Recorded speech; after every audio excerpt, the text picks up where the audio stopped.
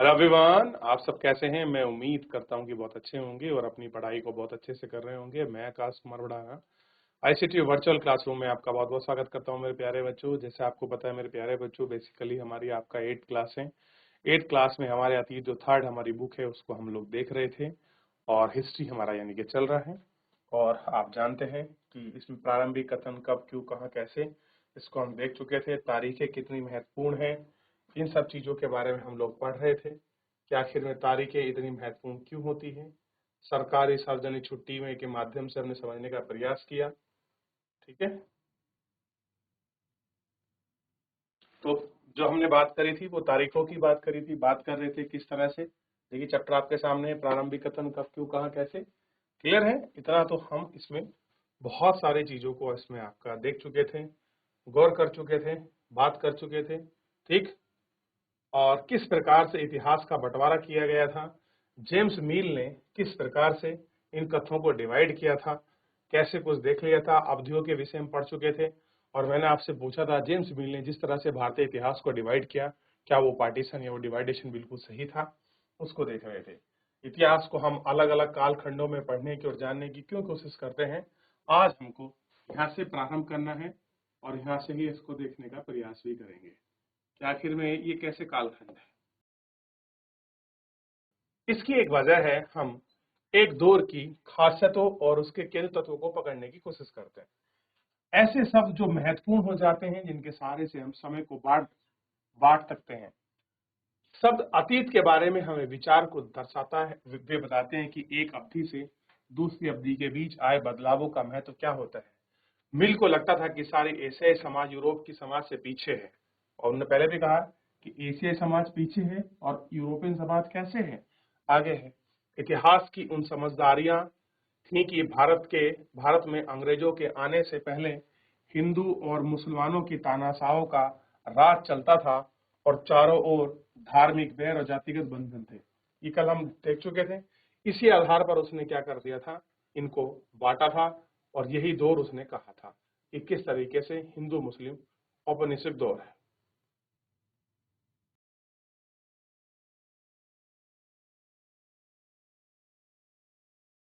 देखिए, इतिहास द्वारा सॉरी अंग्रेज द्वारा सुझाव का वर्गीकरण को हटाकर भारतीय इतिहासकार भारतीय इतिहास को आमतौर पर प्राचीन, आधुनिक काल में बांटते हैं। कर देखते हैं यानी कि हम कैसे नहीं बांटते। अब हिंदू, मुस्लिम और यूरोपियन काल में हम नहीं बांटते, हम बल्कि प्राचीन, मध्य और आधुनिक रूप में बांटते हैं। ठीक, आधुनिक काल में बांटकर देखते हैं तो इस विभाजन से अपनी समस्या है। कह रहे आप जिस तरह से बांट रहे हैं, हमने जो बांटा इसमें भी कुछ समस्याएं हैं। इतिहास को इन खंडों में बांटने की समझ भी पश्चिम से आई है। कह रहे यूरोपियन से लिए हमने समझ, पश्चिम का मतलब यूरोप से है। जब भी कभी आप इतिहास को पढ़ें, पॉलिटिकल साइंस पढ़ें, आप आपका सोशल साइंस पढ़ें, और कभी ऐसा मौका मिलता है कि ये सोच या विचार आपके पश्चिम से आया है, तो पश्चिम का मतलब है आपके यूरोपियन कंट्रियों से आया है। पश्चिम से यूरोप का विज्ञान, तर्क, लोकतंत्र, मुक्त और समानता जैसी आधुनिक ताकतों की विकास का युग माना जाता है। वही हुआ है सब कुछ। उनके लिए मध्यमकालीन समाज वे समाज हैं जो आधुनिक समय में विशेषता नहीं थी। क्या हम अपने अध्ययन के लिए आधुनिक इस अवधारणा को बिना विचार किए हुए अपना सकते हैं? जैसा कि आप किताब में देखेंगे, अंग्रेजों के शासन में लोगों के पास समानता, स्वतंत्रता या मुक्ति नहीं थी, न ही आर्थिक विकास और प्रगति का दौर था। बहुत सारे इतिहासकार युग में औपनिवेशिक युग कहते हैं। बहुत सारे लोग क्या बोलते हैं, इसको औपनिवेशिक युग कहा जाता है। अंग्रेज वाले शासनों को क्या कहा? उपनिवेशिक युग। तो आपसे पूछ लें उपनिवेशिक युग क्या था, क्या दौर है, उस पर विचार। ठीक,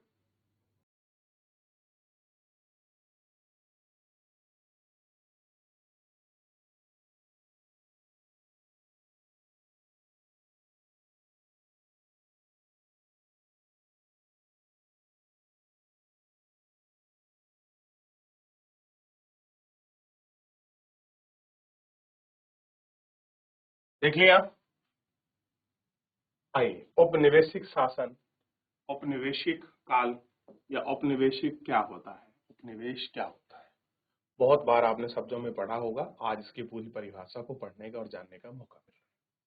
इस किताब में आप पढ़ेंगे कि किस तरह से अंग्रेजों ने हमारे देश को जीता और स्थानीय नवाबों और राजाओं को दबाकर अपना शासन स्थापित किया। आप देखेंगे कि किस तरह से उन्होंने अर्थव्यवस्था व समाज पर नियंत्रण किया। सबसे अच्छी बात है, अर्थव्यवस्था और समाज पर नियंत्रण स्थापित किया। अपने सारे खर्चों को निपटाने के लिए राजस्व वसूला। भाई उनको खर्चा हो रहा तो पैसे चाहिए और निपटा रहे हैं, और अपनी जरूरतों की चीजें सस्ती कीमत पर खरीदी और निर्यात के लिए महत्वपूर्ण फसलों की खेती की। नील, जूट, पटसन, कपास, इन सब की खेती अपने हिसाब से की। कराई, कॉफी, कोकोआ, पिग, रबड़, इन सारी कोशिशों के कारण क्या बदलाव आया, आप भी जानेंगे कि ब्रिटिश शासन के कारण ही यहाँ मूल्य, मान्यता, पसंद नापसंद और रीति रिवाज, तौर तरीके में क्या बदलाव आया।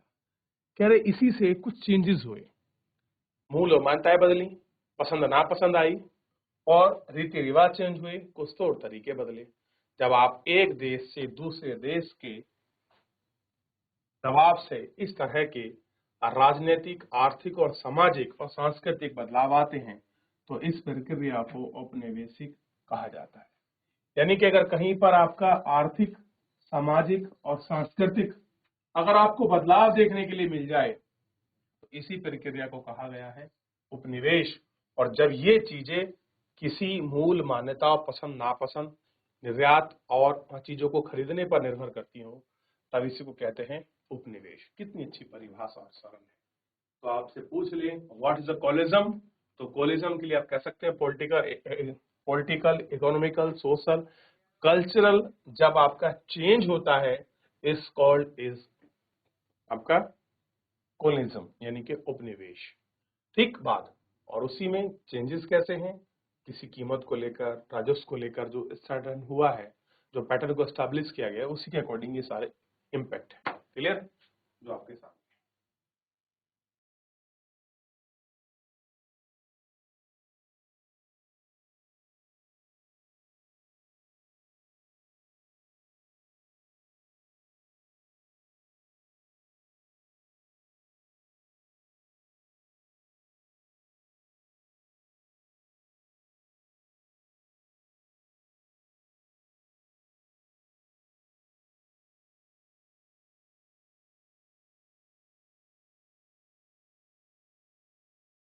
चलिए देख लिया।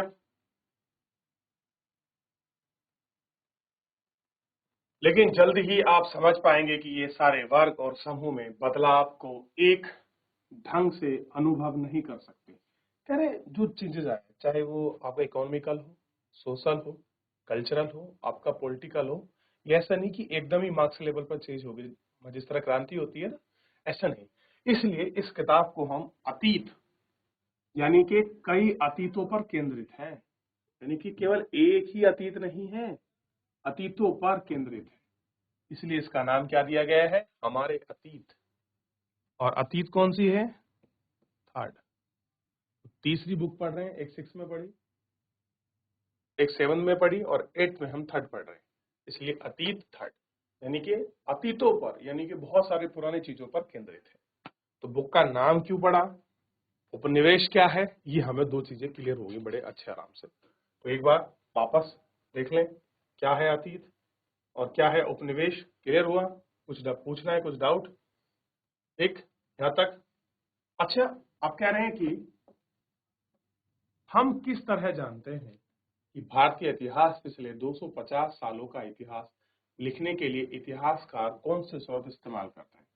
भाई ये कह रहे हैं कि 250 साल का हमारे पास इतिहास है और वो भी कह रहे हैं रिटर्न में है, तो वो कौन से सोर्स हैं, कौन सी चीजें हैं जिनके माध्यम से हम इतिहासों को, इन चीजों को इस्तेमाल करते हैं और देखते हैं, बताइए कौन सी चीजें हो।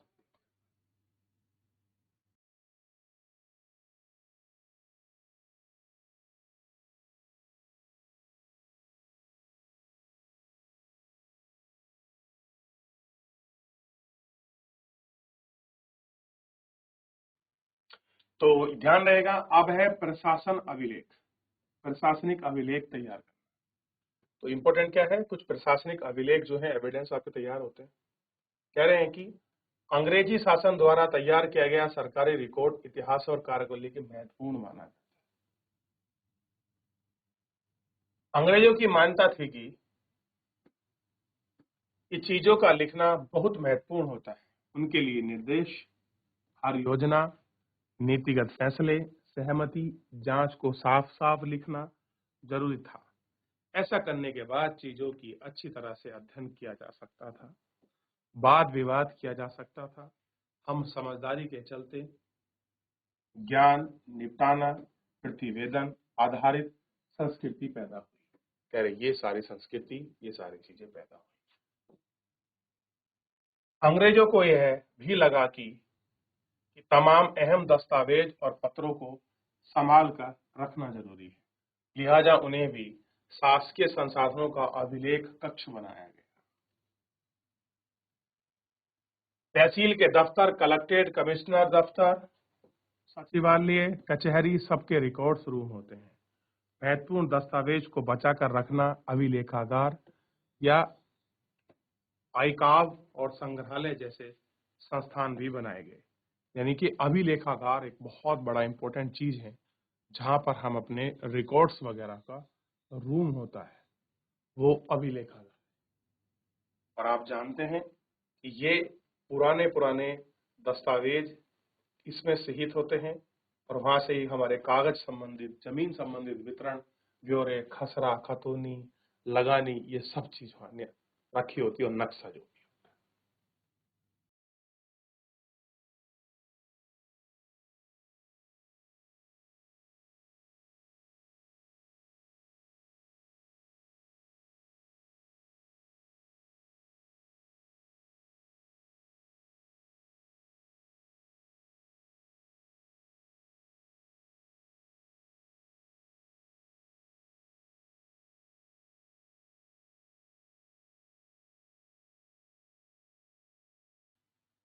हो गया।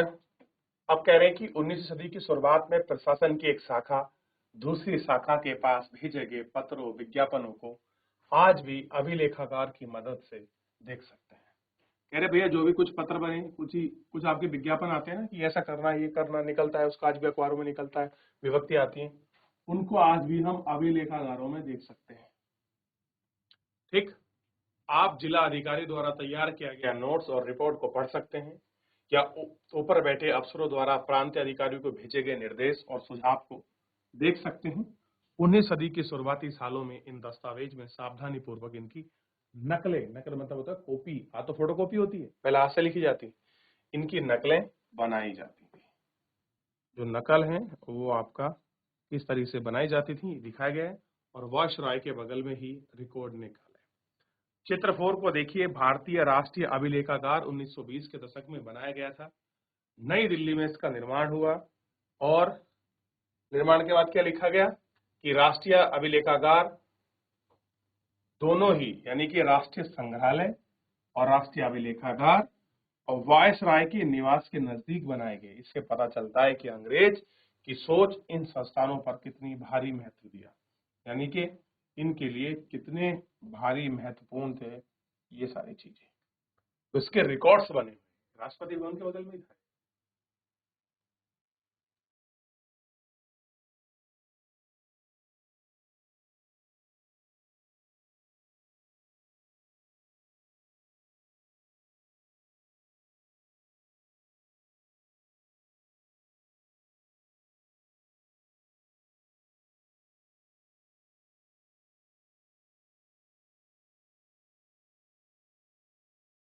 आगे बढ़े तो इस तरीके से ये अभिलेखागार और रिकॉर्ड बने होते थे। ये रिकॉर्ड्स रूम है। ठीक, आप देखते हैं गृह विभाग द्वारा भेजी गई रिपोर्ट 1946 की रिपोर्ट है। ये आपका भारतीय नौसेना जहाजों के सिपाहियों की बगावत के कुचलने का प्रयास कर रही है। विभिन्न बंदरगाहों पर गृह विभाग को भेजी गई रिपोर्ट है। बंबई में इस बात का इंतजाम कर दिया गया है कि सेना जहाज और दफ्तरों पर कब्जा कर ले और शाही नौसैनिक जहाज अभी भी बंदरगाह के बाहर ही हैं।